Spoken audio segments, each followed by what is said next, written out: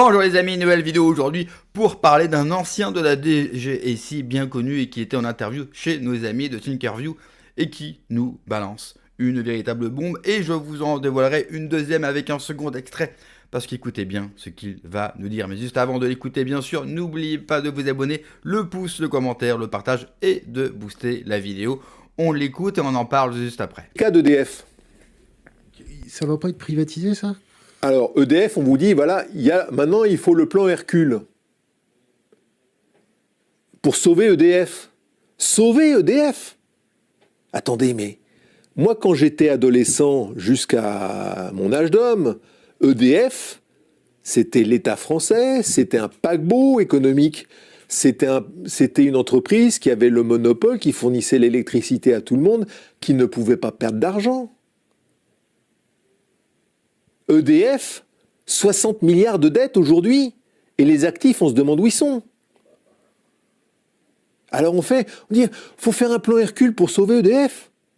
Attendez, quand il y a eu le premier confinement, même encore récemment, à un moment donné, la capitalisation boursière, c'est-à-dire la valeur en bourse d'EDF, était à peu près équivalente à 1,5 fois l'EPR de Flamanville.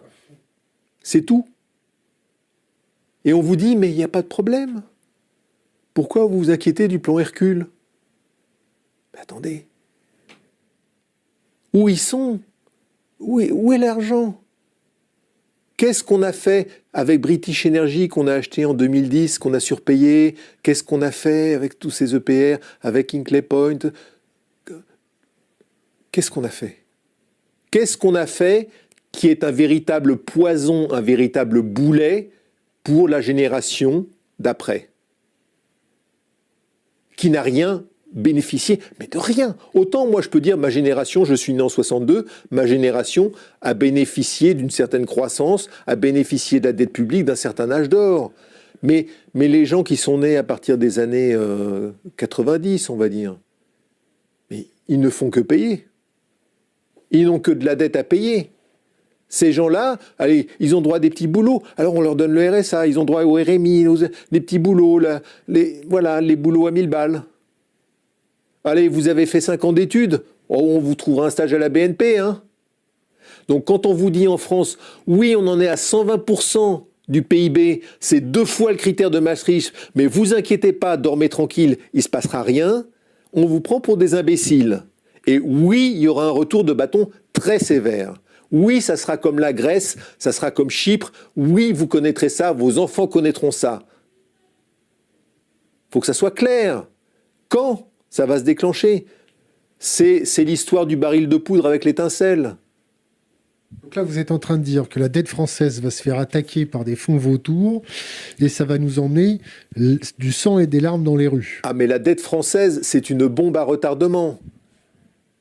Donc c'est juste une question de temps. Et vous avez toujours des gens pour vous dire, c'est pas grave, on la repayera pas. Ah bah allez voir les Grecs. Eux, ils n'ont pas compris alors. Hein. Il y a un petit problème là. Allez voir la réalité de ce qui s'est passé. Quand vous avez à manger le lundi et qu'on vous dit, bah, le lendemain, le mardi, vous n'avez plus qu'un quart dans votre assiette. Donc en gros, un quart sur votre compte en banque. Oui. C'est ce qui s'est passé avec Chypre. Avec Chypre, du jour au lendemain, on a bloqué les comptes bancaires des Chypriotes. Et des Russes? Non, les Russes, ils ont pu... Pas tous, hein. Beaucoup. Ils ont eu peur pour ça. Mais les Chypriotes, on leur a dit, bah, voyez vos économies, c'est fini. Alors oui, c'est un extrait qui est vieux, il date de 2020, mais il est, 1, tout à fait actuel, 2, il est édifiant. Il est édifiant parce que cela aussi démontre toute la stratégie qui a été mise en place pour asservir les peuples. La dette, c'est une très bonne chose.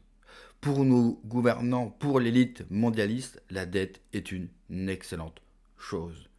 Parce que vous donnez le contrôle aux banques et aux grands capital, ce qui oblige aujourd'hui les gens à travailler pour rien, pour des salaires de misère, ce qui les oblige de faire des crédits pour tout. Et aujourd'hui, vous pouvez acheter une maison avec un crédit sur 30 ans. Donc vous êtes prisonnier sur 30 ans. Et on ose nous dire que nous avons aboli l'esclavage. Non, ils l'ont transformé pour le rendre entendable à une population en leur vendant, bien sûr, la consommation, le mythe de la consommation. EDF, par exemple, c'était un fleuron national. EDF ne doit pas avoir de dette et EDF doit être une entreprise excédentaire. C'est une merveille. Mais c'est pas fini avec EDF. Parce que le constat qu'il fait en 2020, il est tout à fait actuel. Je vous rappelle qu'on paye 5 fois plus cher le prix de l'électricité qu'on devrait le payer. 5 fois plus cher. Ça a été révélé en commission parlementaire il y a quelques jours. Mais écoutez bien, parce que le démantèlement et la destruction d'EDF n'est pas fini. Et c'est Sarah Gnafo qui en parle, qui a décidé de prendre ce dossier publiquement. Alors, Asselineau en a parlé, Idriss Aberkane aussi, et Florian Philippot aussi. Mais, quoi qu'on en pense, Sarah Gnafo, elle a accès, elle, aux grands médias, et elle peut faire un petit peu plus de bruit. Donc écoutez bien ce qu'elle va vous révéler, parce qu'après l'affaire Alstom, il y a une autre affaire qui est extrêmement grave, c'est EDF. Macron est-il en train d'orchestrer un scandale Alstom bis ? La France s'apprête à abandonner une partie de notre électricité à des Américains pour qu'ils minent du Bitcoin avec. Les Américains vont s'enrichir à milliards grâce à nos investissements. Je vous explique tout. Il y a 10 ans, Emmanuel Macron a abandonné Alstom Energy au profit du groupe américain General Electric. Il a bradé un actif stratégique de la France qui assurait notre maîtrise des turbines nucléaires. C'était une faute historique. Aujourd'hui, Exaion, une entreprise française qui crée des supercalculateurs et opère des infrastructures haute performance pour l'IA, la blockchain et le cloud, est en train, elle aussi, d'être vendue à des Américains. Une des applications des supercalculateurs est de miner du Bitcoin, c'est-à-dire d'utiliser des ordinateurs super puissants pour effectuer des calculs qui sécurisent le réseau et qui, en échange, vous rémunèrent en nouveaux Bitcoins. Pour ces opérations, il y a besoin d'énormément d'énergie. Vous comprenez ainsi que le nucléaire est un atout formidable, car pour miner, vous pouvez utiliser le surplus d'électricité des réacteurs nucléaires, c'est-à-dire la partie qui ne sera pas vendue, qui n'est pas stockable et qui serait donc sinon complètement perdue. Aujourd'hui, de nombreux États constituent des réserves stratégiques de Bitcoin et nous avons, nous les Français, une opportunité en or d'en constituer une aussi, grâce à notre parc nucléaire. La France a toutes les cartes en main pour devenir un acteur mondial incontournable du Bitcoin. Pour vous donner un ordre d'idée, la France a assez de surplus nucléaire pour accueillir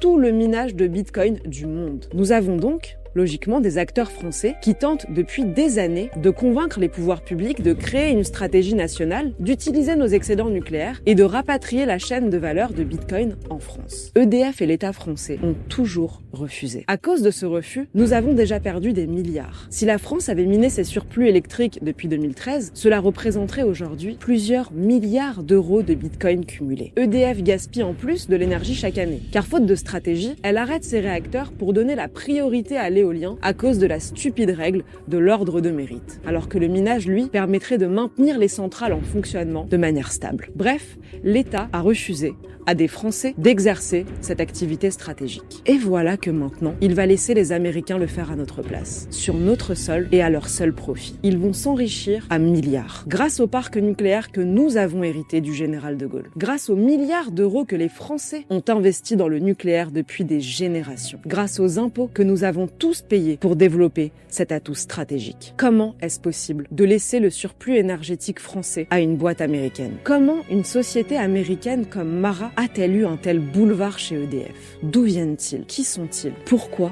les laisse-t-on faire? C'est un enjeu stratégique majeur pour notre souveraineté. Nous devons refuser de continuer de démanteler l'investissement français dans le nucléaire. J'appelle solennellement Emmanuel Macron à bloquer la vente d'Exaion aux Américains. Je sais, certains vont mettre beaucoup de commentaires contre Sarah Gnafo. Stop, prenez de la hauteur, on s'en fout, que ce soit elle qui parle ou un autre, il faut que l'affaire soit publique. Ce qui est important, c'est pas le messager, mais c'est le message. Donc s'il vous plaît, ne vous arrêtez pas sur sa seule figure, car c'est extrêmement grave. Enfin, je dis que c'est extrêmement grave, mais en même temps, qu'est-ce qui n'est pas extrêmement grave aujourd'hui en France? Tout. Bon, c'est vrai. Mais là, on est en train de brader EDF, notre souveraineté un petit peu plus, et surtout de perdre des milliards. On en a déjà perdu parce qu'on n'a rien mis en place. Comme par hasard, ni le gouvernement ni EDF ne veulent mettre ça en place, comme par hasard. Et on va revendre ça à nos chers amis américains. Oui, parce que je sais, les Américains sont nos amis. Dire le contraire, c'est du révisionnisme, c'est du complotisme. Et je pourrais vous faire condamner pour ça. Plus sérieusement, j'espère que... Vous allez me le dire dans les commentaires, mais j'espère que vous savez que les Américains ne sont pas nos amis. Ils vont s'en mettre plein les fouilles, des milliards. Nous, on peut être souverainistes. Qu'on soit pour ou contre la crypto, là encore, c'est un autre débat. Commencez pas dans les commentaires, on s'en fout de ça. Par contre, créer une monnaie en utilisant notre parc nucléaire français, créer ce qu'on appelle une blockchain, comme le Bitcoin, pour sortir de l'euro. Donc faire une sorte de sortie déguisée, douce, tranquille, de l'Union européenne, ça serait pas mal. Ça serait pas idiot de le faire. On pourrait créer une monnaie, non, mais nous on garde l'euro, on reste dans l'Union européenne, mais on crée une monnaie seulement au niveau national. C'est-à-dire que du jour au lendemain, si on sort avec un rapport de force de l'Union européenne, on aura déjà une monnaie que chaque Français pourra utiliser, garantie par le surplus d'électricité et le parc nucléaire français, qui a un avantage extraordinaire. Bref, ça nous donne énormément de possibilités. Vous imaginez, elle le dit, grâce à notre surplus, on pourrait abriter toutes les blockchains sur notre territoire, toutes les blockchains du monde. Donc c'est aussi pour ça que les Américains ne vont pas nous laisser faire et qu'ils vont racheter. Et en plus, le prix d'achat est ridicule. Là, on leur offre autant leur donner gratis. Il faut absolument que le maximum de personnes se mêlent de cette affaire. Il faut faire du bruit, il faut empêcher absolument ce rachat parce que ça sera une catastrophe. Malheureusement, il reste encore des mois et des mois à Emmanuel Macron à faire. Et il est prêt à tout. Il ne manque plus qu'on donne notre arme nucléaire aux autres pays européens. Et là, autant vous dire, rideau, on ferme. Parce que pour revenir en arrière, il va falloir une sacrée volonté. Il va falloir un personnel politique qui en a dans le pantalon. Et puis, l'autre problème aussi, quand vous vendez une entreprise stratégique comme pour Alstom, c'est que non seulement vous allez plus tard sûrement la racheter plus cher, mais entre-temps, ils vous ont volé tous vos brevets et votre savoir-faire. Donc toute l'avance que vous avez sur les autres. Vous imaginez qu'on arrive encore à avoir de l'avance sur les autres alors que ni EDF ni le gouvernement met les moyens ou donne leur aval, mais vous avez quand même une petite filière d'EDF qui a fait son petit bonhomme de chemin avec 3 francs 6 sous, avec leur bite et leur couteau, et ils arrivent à être les meilleurs au monde. Alors que nous, tout ce qui est blockchain, on ne s'en mêle pas. Je vous laisse imaginer, bien sûr, si demain on se mêle de tous ces sujets, qu'on y met la volonté, qu'on y met les moyens, et surtout qu'on récupère avec notre souveraineté. Merci d'avoir regardé la vidéo les amis, n'oubliez pas de vous abonner, le pouce, le commentaire, le partage, de booster la vidéo, ça c'est aussi extrêmement important. Prenez soin de vous, que Dieu vous protège, allez, ciao.